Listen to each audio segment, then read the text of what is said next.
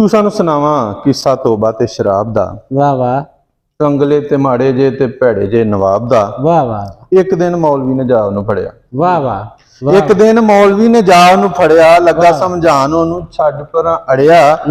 ये भी कोई काम है तू जेड़ा होया रंबिया, पी के हराम ते तू कदी भी नहीं कंबिया। ते अल्लाह अल्लाह करन वाले पढ़ लै नमाज तू, वहणियां च डिग डिग बनना जहाज तू।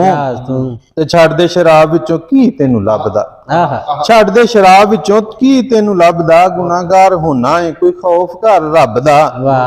कहन लगा मौलवी जी अज तो ही तौबा जी। कहन लगा मौलवी जी अज तो ही तौबा जे, समझो शराब वालों मेरा हुण रोजा जे। वाह वाह। समझो शराब वालों मेरा हुण रोजा जे। ते हुंदियां शराब दियां आदतां ने कुत्तियां, हुंदियां शराब दियां आदतां ने कुत्तियां।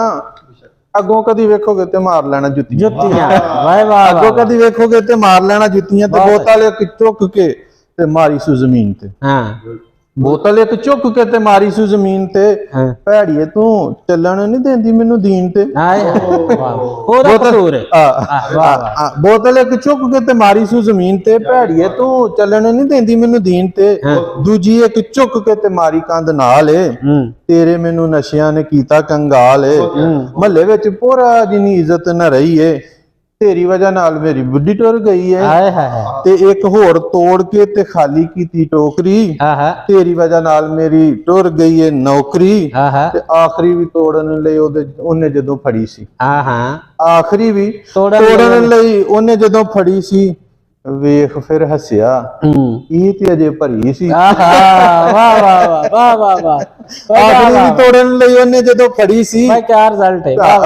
वेख फिर हसिया कि ये ते अजे भरी सी। तू भरी होई है गुनाहां तो भी दूर है, तू भरी होई है गुनाहां तो भी दूर है। तू पीछे हट जा, तू बेकसूर है। तू पीछे हट जा, तू बेकसूर है। आप देख रहे हैं कि तनवीर अहमद तनवीर साहब की शायरी में इतनी गहराई और गहराई है कि इनकी मज़ाहिया शायरी के अंदर भी एक संजीदगी है और मुआशरे का दर्द है, और ये मुआशरे के लिए एक बड़ी तामीरी शायरी है। और जो किताब है जो रिसेंट ताबे सुखन के नाम से तनवीर अहमद तनवीर साहब की, हम इस वक्त आपको स्क्रीन पे तो नहीं दिखा पा रहे हैं, लेकिन हम अगले प्रोग्राम में आपको ज़रूर दिखाएंगे। और वो भी आप हमें जो है वो भरपूर किसी भी वक्त आप हमें फ़ोन करके तो आप इसकी दस्तयाबी हासिल कर सकते हैं।